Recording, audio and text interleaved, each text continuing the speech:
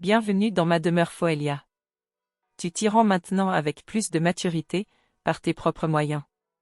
Conscientise toujours plus ce pont que tu as réussi à construire dans ton âme et dans ton corps. C'est un chemin sans fin, qui s'affine un peu plus à chaque fois qu'il est emprunté. Tu voulais me poser une question sur la nouvelle lune, n'est-ce pas?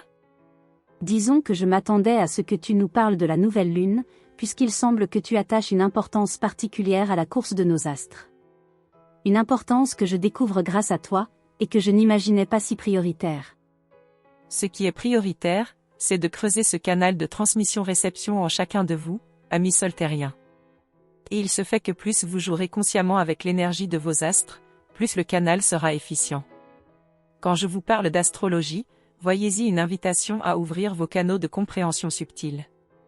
Effectivement, nous entrons dans la dernière lune de l'année, la lune de Sagara, celle durant laquelle votre soleil se trouvera le plus aligné avec le centre de la galaxie. Je vais vous parler autant du solstice du nouveau soleil, que vous appelez traditionnellement Noël. Il y a donc un sens galactique à placer le commencement de votre année solaire au solstice de décembre.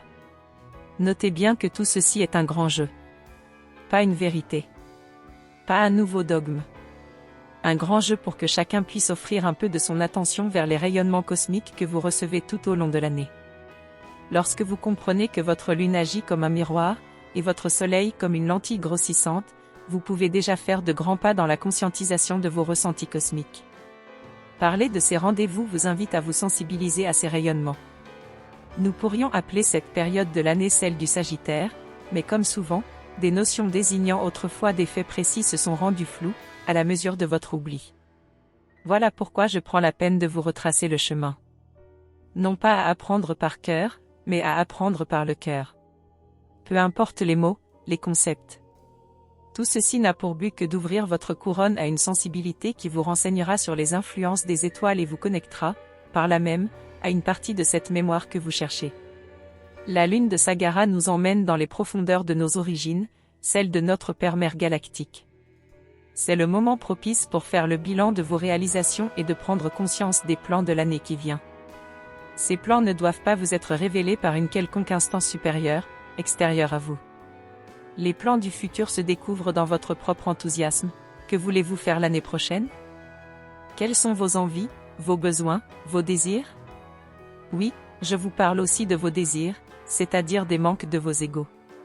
Apprenez à les traiter avec respect. Tout ce qui vient de l'ego n'est pas à jeter. Bien au contraire. L'esprit souffle sur la voile de vos égos, le cœur de la galaxie propulse vos égos. Voilà pourquoi vous devriez prendre soin de bien gonfler cette voile-là. Réaliser vos désirs, c'est combler des manques. C'est un moteur particulier et il a sa raison d'être. Si vous faites cela avec soin, vous développerez des forces, les forces nécessaires pour vous dépasser, afin de combler vos manques d'ego. Eh bien, ce seront les mêmes forces qui vous serviront ensuite pour alimenter votre enthousiasme. Un ego non accompli est comme une coupe percée. On pense souvent que l'ego est à fuir ou à faire taire. Je suis étonné que tu nous encourages à combler ces manques. Ce n'est que logique Foelia. L'ego crie ses manques tant qu'ils ne sont pas comblés, l'enfant pleure tant qu'il n'est pas consolé.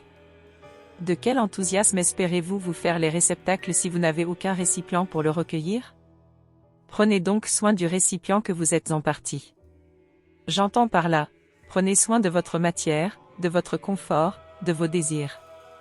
Ce n'est qu'une fois plein de ces choses qu'elles vous paraîtront sans goût et que vous vous ouvrirez spontanément à un nouveau type de manque, la nostalgie de votre âme. Et cela vous fera parcourir de nouvelles routes, qui portent pour nom enthousiasme, joie, harmonie. Ne me croyez pas. Expérimentez.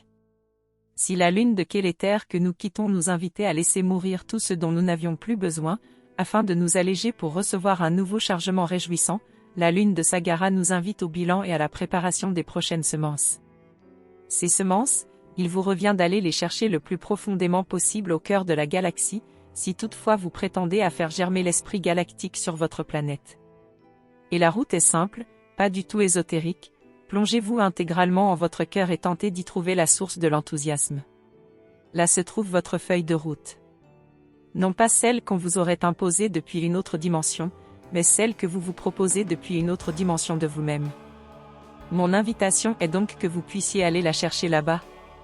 Et le meilleur moment pour réaliser cette quête, c'est autour de la pleine lune de Sagara, la plus proche du solstice de décembre. La lune vous accompagne durant 2 semaines pour préparer ce moment. J'ai, comme d'habitude, la question du comment. Comment préparer ce moment? Comment vivre ce moment?